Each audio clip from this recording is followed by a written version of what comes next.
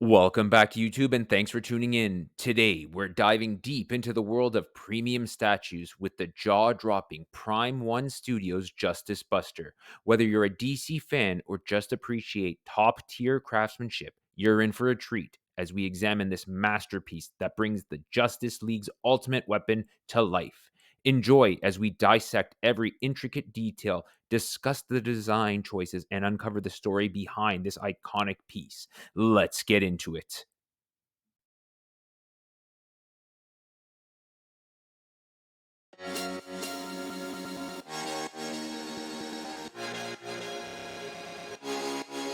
Before we begin, make sure to hit that subscribe button and join our community for more in depth reviews just like this. First, a little backstory. The Justice Buster was conceived and designed by Batman. Its creation was prompted by Batman's deep seated belief in the need for contingency plans to neutralize his superpowered allies in the Justice League should they ever be compromised or controlled by external.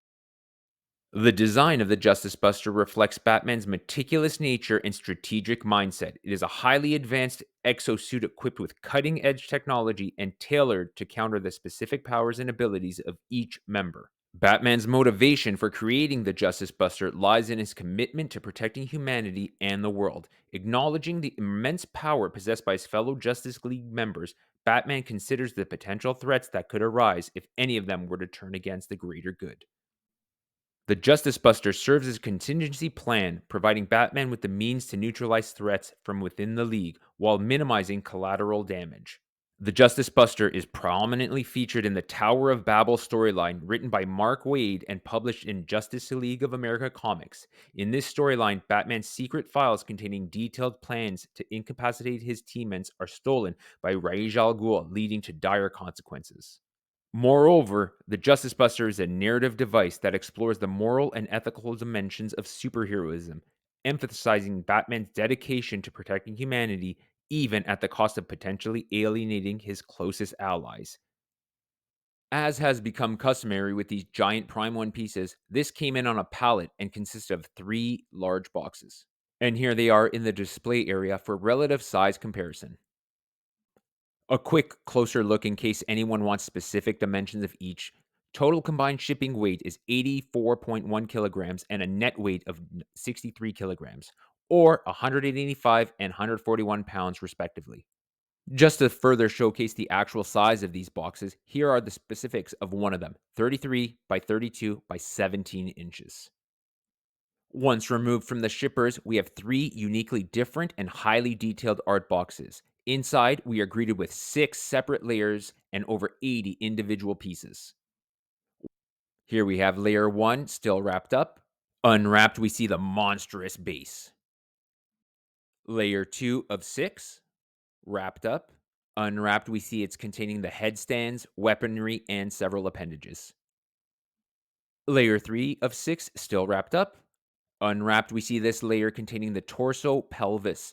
Also, it was at this point I began to realize how enormous this guy was going to be. Layer 4, wrapped. Unwrapped, we can see the Wonder Woman shield and some weaponry. Layer 5 of 6, wrapped up. Once unwrapped, we're just bombarded with multiple pieces. And the final layer, layer 6.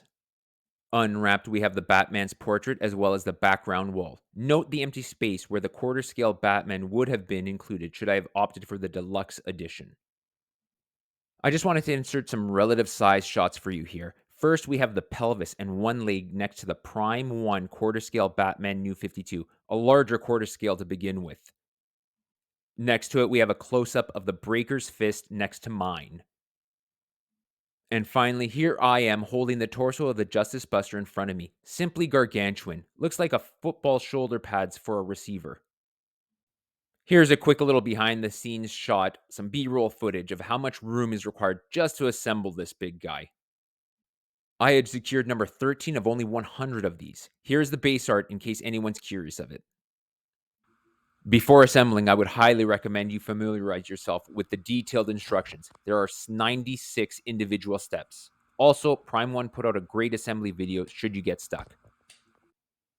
Let's talk about the base. The Buster's base is not simply a platform, but a work of art in itself. The intricate details from the rubble strewn about to the rebar and concrete damage. In certain areas, you have large kryptonite crystals jutting out. Beneath the rubble is a more metallic bat cavey style subbase. In regards to size, with the angles and corner pieces factored in, this base has a max diameter of just under 28 inches. The first piece we have to examine is Cyborg's dismembered arm, an auxiliary piece to be added to the base. It is highly detailed and well weathered. Next, we have Batman's portrait, should you choose to display the buster featuring Batman piloting it. Then, we have a vertical component to the base, adding some dimension and depth to the piece. A shattered wall draped with the torn Superman cape.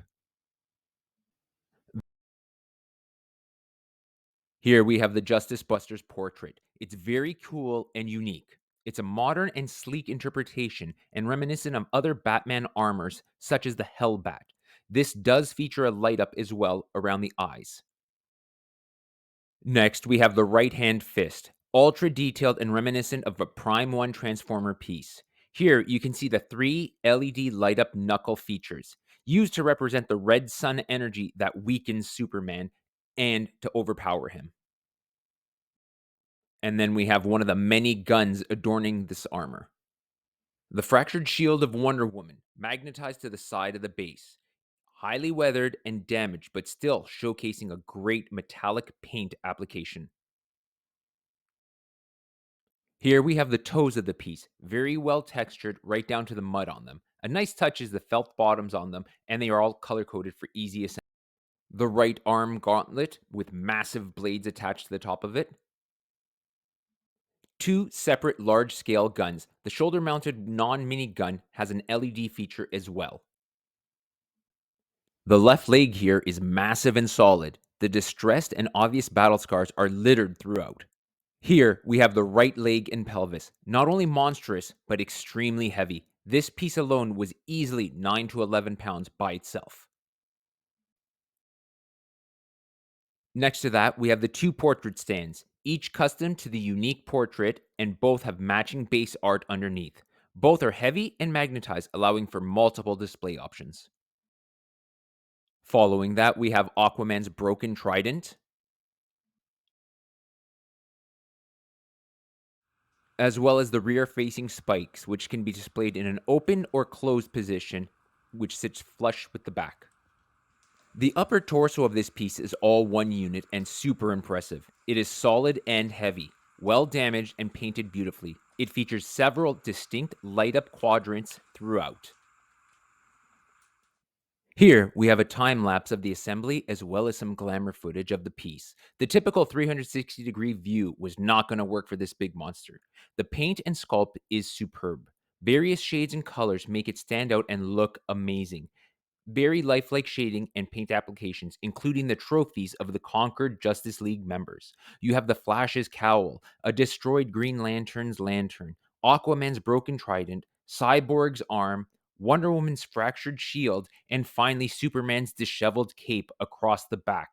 Even the dirty and damaged presence the statue exudes foreshadows the epic battle that has preceded this still shot. But my favorite aspect is the bat symbols surrounded by the gold in the chest. This really took a good while to assemble.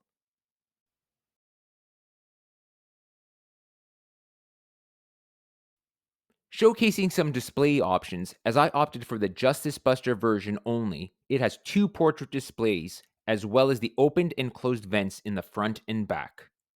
Should you have opted for the other version, it included a full-sized Batman that can be displayed in front of the same base or on a separate satellite base. Although this is epic, I chose to forego it as I have several quarter-scale Batman already and felt it distracted from the Justice Buster, almost blocking its glory when displayed in front of him. Another display factor is this piece's sheer size. Not many collectors will be able to properly showcase this piece. Here he is displayed next to a 1/3 scale Prime 1 piece, and he is just monstrous. Just as a further point, the Justice Buster's base is actually larger and heavier than the base for the Superman vs. Doomsday 1/3 scale diorama I have. Final thoughts are that this piece is simply badass, and a true triumph in the world of collectibles. This piece did not disappoint and is easily one of my all-time favorite pieces now. From the unboxing experience to the detailed sculpt, impeccable paintwork, and thoughtful design, every aspect of this statue reflects the dedication and passion of the artists and engineers involved. But remember, this is just my perspective. I'd love to hear your thoughts on the Justice Buster. Drop your comments below and let's continue the conversation. Thanks for joining today, and don't forget to share with your fellow collectors. Until our next adventure, keep your passion for collecting alive and your love for superheroes soaring.